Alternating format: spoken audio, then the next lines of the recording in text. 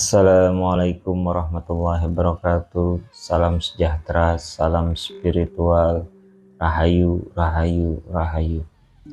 Oke, buat para sedulurku, saya ucapkan selamat datang dan saya ucapkan terima kasih banyak atas support dan dukungannya yang masih bergabung di channel saya. Dan jangan lupa juga yang baru bergabung di subscribe channel saya agar saya bersemangat dalam membuat video-video selanjutnya. Oke, buat para sedulurku semua, di konten kali ini, di tema kali ini kita akan membahas tentang bagaimana cara mudah menyembuhkan orang yang kena kesurupan. Nah, sebelum kita lanjut ke topiknya, jangan lupa siapkan kopi dan rokok buat para sedulurku semua agar tenang dohir dan batinnya dan menyaksikan video saya agar tidak gelisah ya. Oke, salam kopi pahit agar hati tidak julid dan rezekinya tidak sulit. Oke, para sedulurku semua, buat para sedulurku semua, saya doakan semoga para sedulurku semua sehat selalu, murah rezeki dan dimudahkan dalam segala urusannya. Buat para sedulurku, tema kita malam ini yaitu bagaimana cara mudah menyembuhkan kesurupan. Nah, sebelum kita meranjak ke videonya, yang pertama kita akan jelaskan dulu ataupun berbagi pengalaman tentang apa sih kesurupan itu. Nah, kesurupan itu banyak jenisnya ya. Para sedulurku semua, kesurupan itu banyak jenisnya ya, banyak penyebabnya juga. Salah satunya yaitu biasanya ketika kita main ataupun sedang berjalan di salah satu tempat angker yang memang kita lupa berdoa ataupun lupa mengucapkan salam. Biasanya makhluk ataupun jin ataupun setan ataupun goib yang ada di situ ngerasa tersinggung sampai mengikuti kita, biasanya seperti itu. Kedua juga faktor dari tubuh ya, tubuh manusia juga atau tubuh orang itu, para sedulurku, ada yang gampang dan mudah dimasuki. Nah, biasanya yang mudah kesurupan itu memang badannya itu bersih ataupun biasanya memang orangnya itu harum, bahasa kita tubuhnya itu harum, memang yang banyak disukai oleh makhluk-makhluk seperti itu. Nah, selain dari kesurupan itu bisa disebabkan hal seperti itu, ada juga biasanya dari benda pusaka atau memang kiriman orang, itu banyak juga bisa terjadi seperti itu ya, para sedulurku. Oke, di sini saya akan membahas bagaimana cara mudah untuk orang awam bisa menyembuhkan orang kesurupan. Nah, di sini banyak tekniknya, yaitu dari doa, dari pijitan, dari media, itu banyak metodenya ya. Nah, mungkin nanti akan saya jabarkan satu persatu metodenya. Buat teman-teman yang baru bergabung, jangan di skip ya dari awal sampai akhir agar tidak gagal paham dan bisa menambah kasana wawasan ilmu buat para sedulurku semua. Oke, buat para sedulurku semua, di sini akan saya coba paparkan atau jabarkan metode-metode yang pernah saya alami ataupun saya dapatkan di kehidupan kita sehari-hari.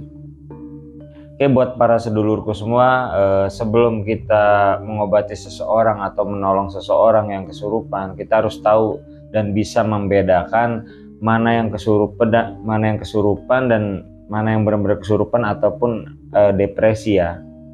Nah, di sini biasanya kebanyakan di era zaman sekarang, orang itu kebanyakan bukan kesurupan tapi depresi. Nah, depresi pun banyak, ada depresi ringan, depresi berat ya.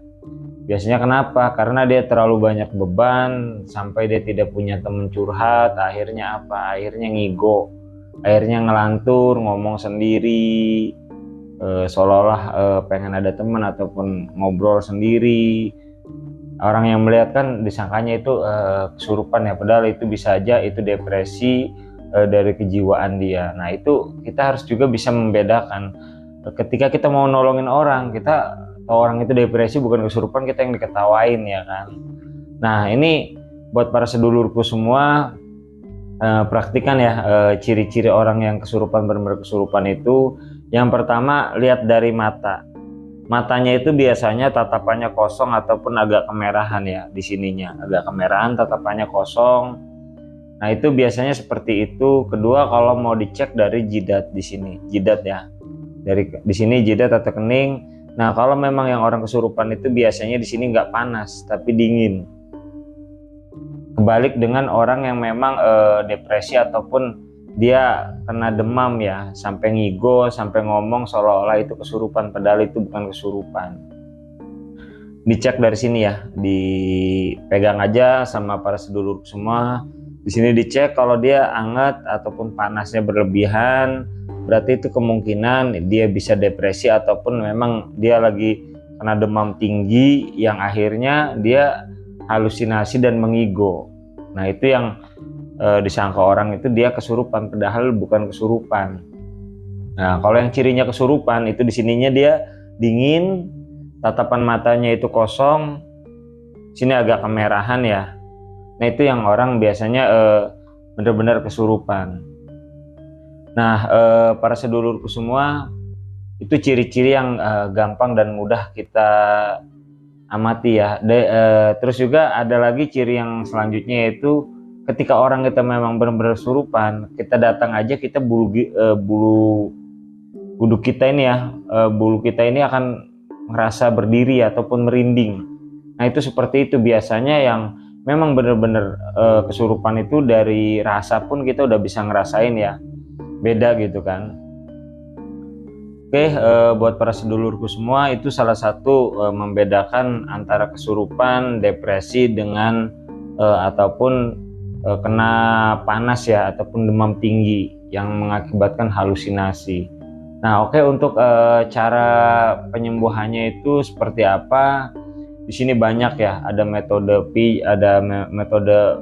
pijit bagian tubuh tertentu, ada doa, ada baca mantra, ada pakai sarana-sarana goib yang lainnya ataupun sarana benda betua ya. Nah, tapi di sini saya akan coba jabarkan. Yang pertama itu pijit bagian tubuh tertentu pada si korban yang kesurupan. Yang pertama di sini ya kawan-kawan nih. Ini teman-teman kayak gini ya. Ini kayak gini. Nanti di sini nih, dipencet di sini, dipencet. Di sini boleh pakai sekuat tenaga, boleh. Tapi ya masih kita rasa-rasa aja ya, jangan terlalu gimana nanti. Kalau kukunya yang panjang dipotong aja dulu. Di sini nanti dipencet aja. Di sini nih kita harus yakin dan pede dan energi kita harus positif ketika kita mau menyembuhkan seseorang.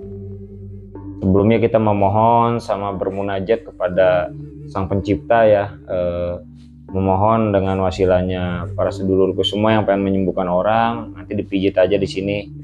Kalau kita itu baca bismillah, syahadat, salawat, atau baca sebisanya para sedulurku semua, dipencet sambil bayangkan itu memang akan keluar gitu kan. Yang pertama bagian ini, yang kedua di sini. Ini di belakang telinga dipencet di sini dua-duanya ya. Bukan satu tapi dua-duanya dipencet, ditekan. Itu akan biasanya reaksinya akan menjerit si korban ya. Sama di jempol kaki ya, di jempol kaki itu ditekan aja, ditekan. Insya Allah asal teman-teman pede, yakin, jangan ragu-ragu, dan memohon kepada Allah juga, memohon kepada Tuhan Yang Maha Esa, wasilah dengan kita memijit, minta dikeluarkan jin ataupun goib yang mengganggu pada si pasien tersebut. Oke, para sedulurku semua, itu tadi teknik pijitan ya, teknik memijit di bagian tubuh tertentu pada korban ya, ataupun pada pasien. Nah itu insya Allah nanti dicoba aja sama para sedulurku semua yang sudah itu akan bablas ataupun sadar si korban tersebut.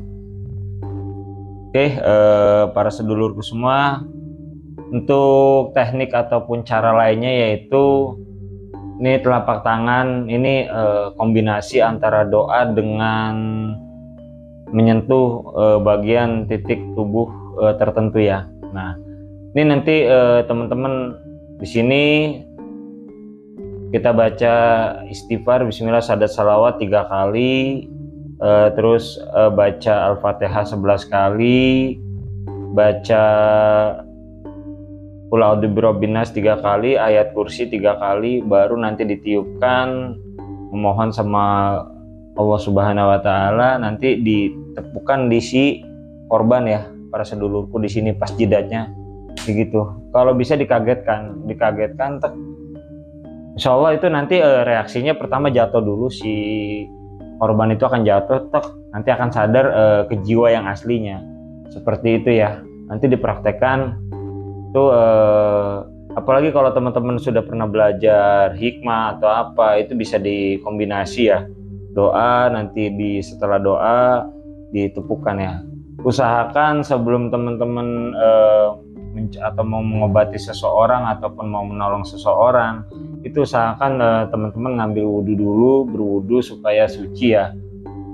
Nah itu nanti dipraktekkan saja, insya Allah itu setelah teman-teman nanti akan mempraktekkan ataupun melakukan itu, insya Allah jamin, kalaupun memang itu goib atau jinnya memang bukan kalangan yang cukup kuat, insya Allah itu sekali tepak pun itu akan sadar si korban ya, para sedulurku ataupun pasien ya, ataupun orang yang memang lagi kena kesurupan. Nah oke, para sedulurku semua, itu ada tadi 2 cara ya. Yang pertama pakai pijatan di titik tertentu, yang kedua kombinasi antara doa dengan tepakan ataupun menyentuh bagian tubuh yang tertentu ya, yang memang itu sangat bagus ketika kita pengaruhi di situ dan dicampur dengan doa, insya Allah akan sembuh.